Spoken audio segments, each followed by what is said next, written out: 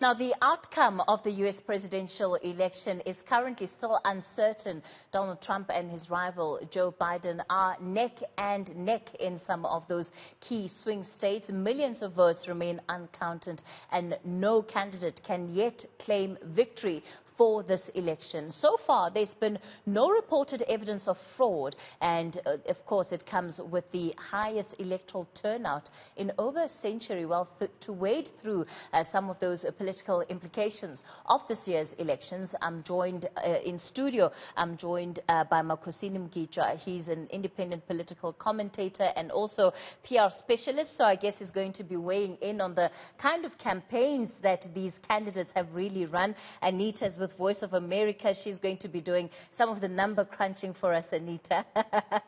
Should I be worried about this expression on your face? You are the person we are relying on here. Yeah. Well, we should be relying on the 50 states to do it, and they've been quiet for what, 8-9 hours? So I think we're getting a bit concerned. Okay, all right. So we'll talk a little bit about that concern there. And of course, also joining us via our Zoom line this evening is the University of Pretoria lecturer, Ronald Henwood. Roland, good evening, and thank you so much for your time tonight. Good evening. It's a pleasure. I suppose because you're the furthest, I'll begin with you. Let's just talk about maybe your initial impressions of how this election is going, and most importantly, this vote counting process. I think one must understand two things if you look at the elections. Firstly, that this is a huge election. This is not something small.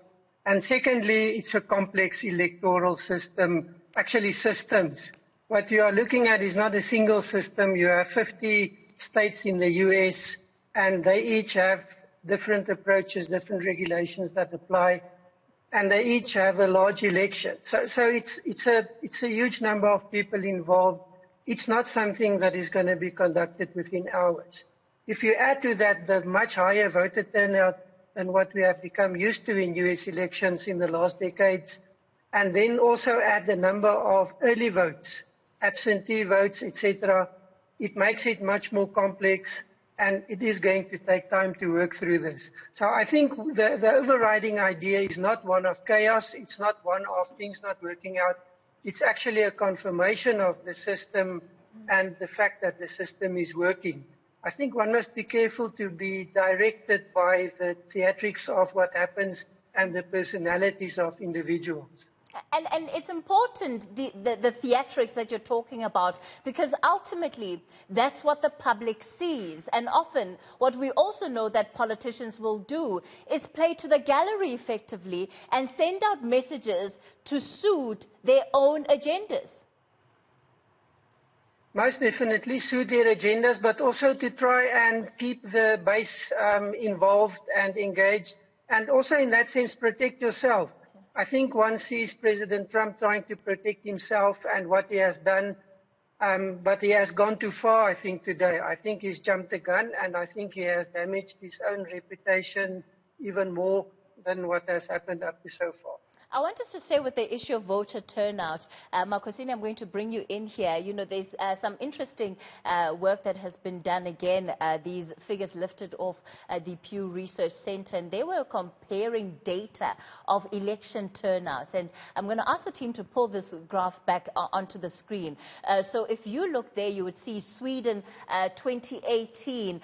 They've had a voter turnout of 82%, you know, which is quite high. 82% voter turnout. America right now, on the projected voter turnout estimates, would be about number 7 on the top 10 list, and that's 65% effectively. What does it take to get 65% of the population to come out and vote, Makhosini? Look, America now is polarized like it's never been polarized before, and the election really is about Donald Trump. It's not so much about Joe Biden. People who go out to vote for Joe Biden, they're voting against Donald Trump, and the people who are voting for Donald Trump are voting for Donald Trump. So if Donald Trump wins this election, Donald Trump will win the election for Donald Trump. But if he loses the election, Donald Trump will have lost the election for Donald Trump, because he's made everything about him, and that's what people are responding to. So there are people who feel strongly that they should end this presidency, which has been nothing but chaos and scandal, because people just get tired of those things. And you have people, and there I don't think people give Donald Trump enough credit that he's able to energize the base. In fact, what he's been busy doing, he has been doing what we call vote mining.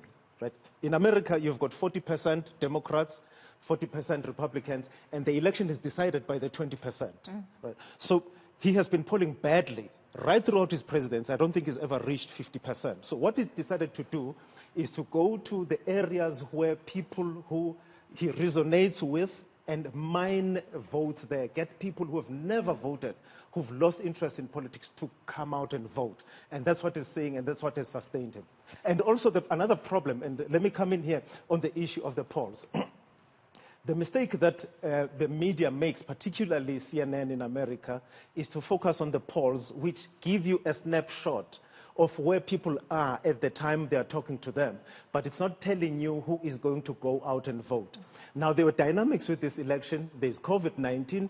Democrats say, you, our voters, send in mail-in ballots so that you avoid the spread of the virus. Donald Trump says, forget about COVID. It's not a big deal. Come to the rallies, he energizes people, go out and vote. So you can see now that the votes that we are busy with right now, are the votes of people who went in physically. In the main, they would be, Trump people, because Democrats people would have sent their mail-in ballots, and those are not counted yet, and they are yet to be counted. So, and again, the reaction to what Donald Trump says is exactly what he wants, because he wants the talking point to be what he determines, not what you determine. And what he's determined is there's voter fraud here, and that's what everybody's talking about.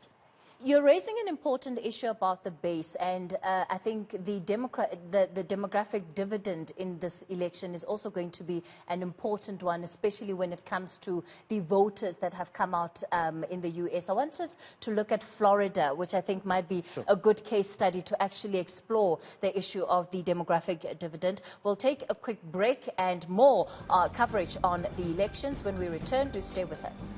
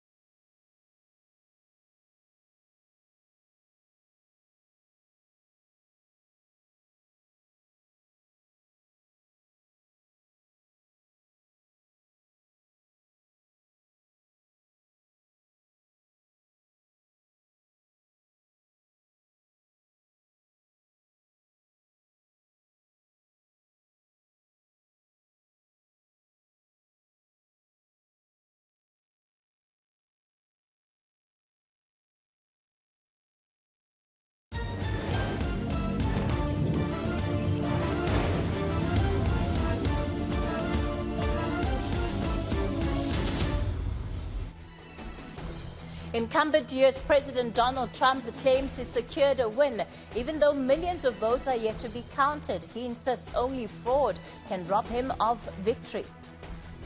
Joe Biden's campaign describes as outrageous Trump's threat to stop the vote count, saying lawyers are ready to prevent such an unprecedented act. And the nail-biting election has come down to a handful of swing states. Georgia, Michigan, North Carolina, Pennsylvania and Wisconsin are up in the air, and it may be hours yet before that final result is known. And in your sport, Newzroom Afrika visits Wanderers Stadium to view a medical device that could be key in allowing fans to return to live matches.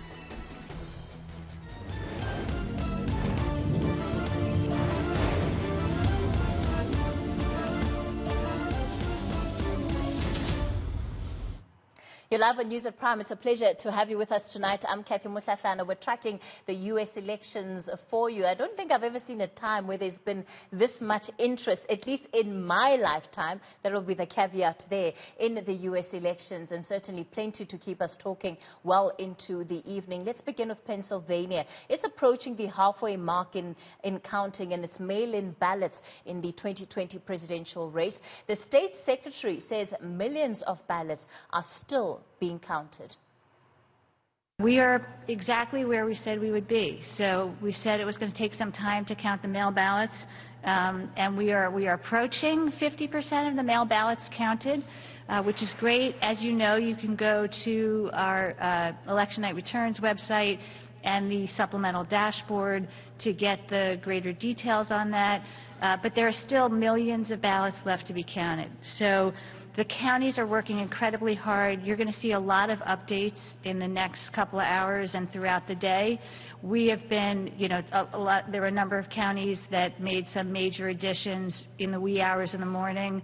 So if you checked kind of early on this morning, you may want to check again because there's already been more ballots accounted for on our dashboard.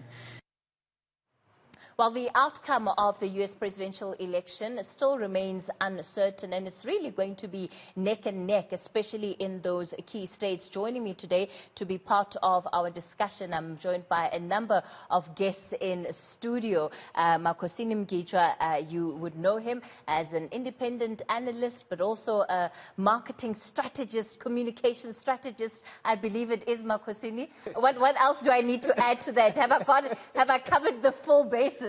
That will do for now. Right. I'm also sitting with Anita. She's more like a part of our family today. She's with Voice of America, but she's doing the number crunching for us behind this laptop. We're going to be looking at some of those states. You'd remember, Pennsylvania has been on people's tongues for the past 3-4 hours. We've been waiting for a briefing, but it's yet to happen. Anita will tell us more about that shortly. Ronald Henwood is a lecturer at the University of Pretoria.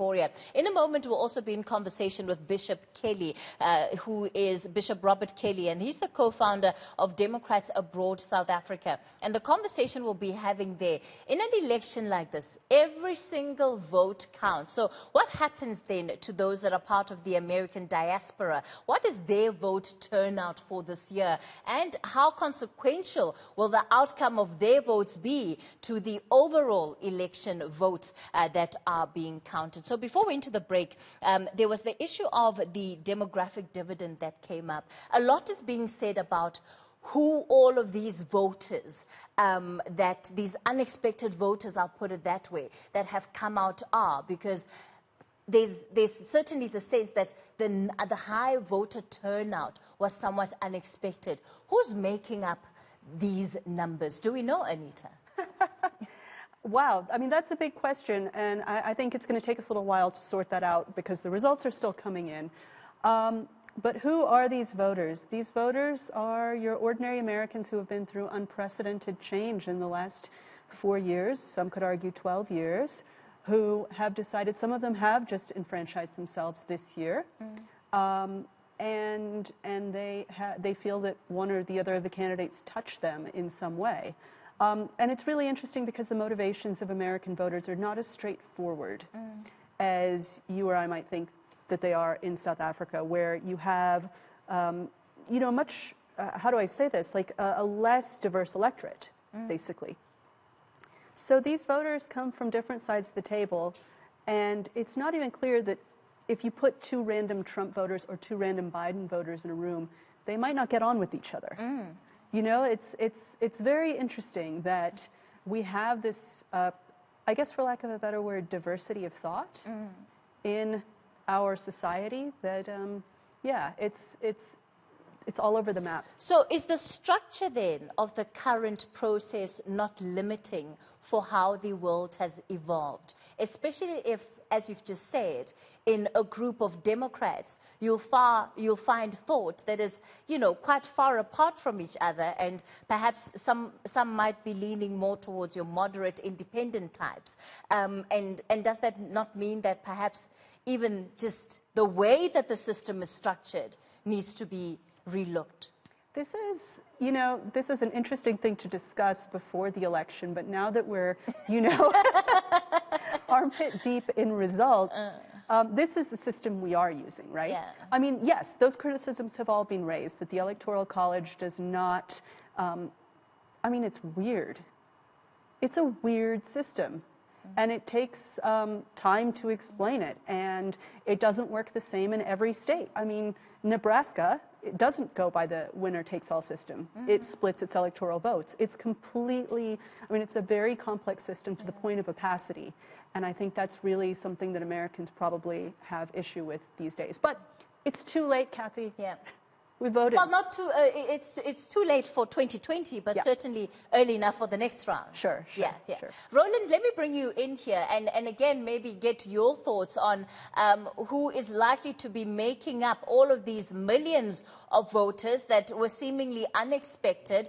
Are we any wiser about? Is it young people? Is it old people? Is it Democrats? Is it Republicans? And when we make that call, what criteria are we using? I think one must be careful to try and simplify this too much. It's in the process, and the numbers are unexpected. So I think it's early days. It's going to be very difficult to give a specific answer to that.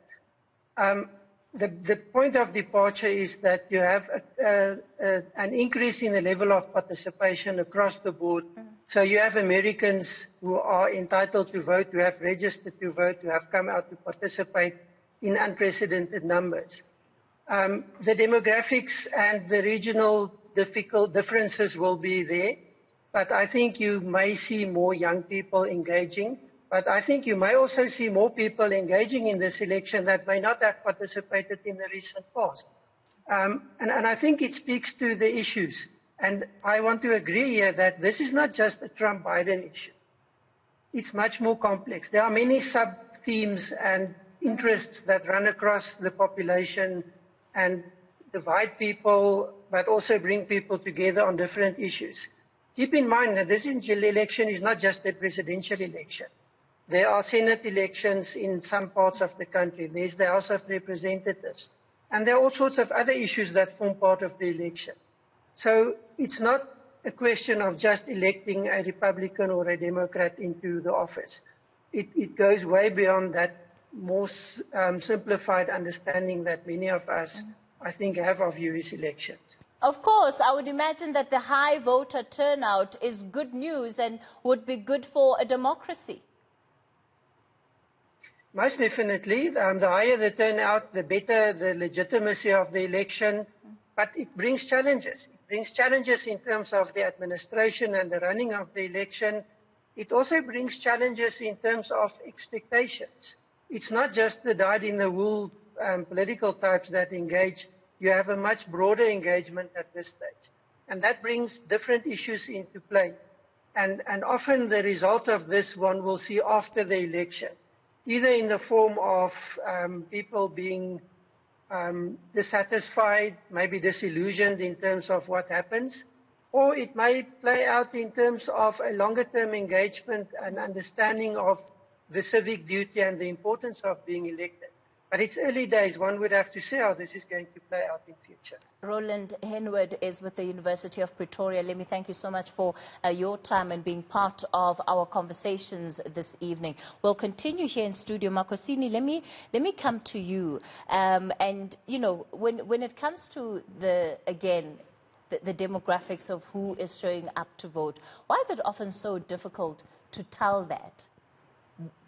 Look, I appreciate that the professor is speaking from the point of view of being a lecturer. I have a greater liberty in that I've been involved in politics, and I can give you my own speculation, and hopefully it helps you.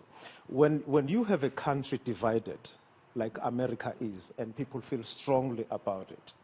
And they take a position on what the issues are. So you'll be getting people coming from all sorts of, demographics.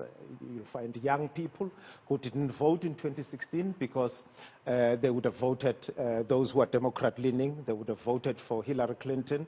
But the polls told them that she was going to win, and they decided that they'd rather not bother about it. Others were feeling that, the competitor to, at the time, to Hillary Clinton, I forget his name now, the guy with glasses, yeah, but they felt that the Democratic Party was treating him unfairly. They decided that they were not going to vote. And if you look at the people that Donald Trump is targeting, a lot of them were feeling disenfranchised, that their country is being taken away from them, especially with the election of the first African-American president in Barack Obama. Now, all these people now are coming out to vote because they want to have their voices heard.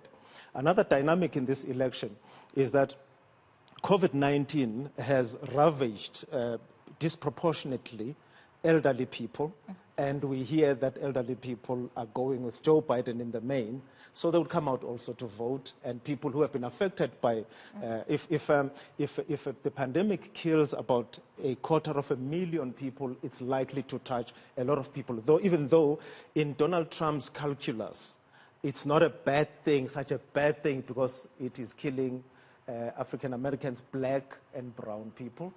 Right?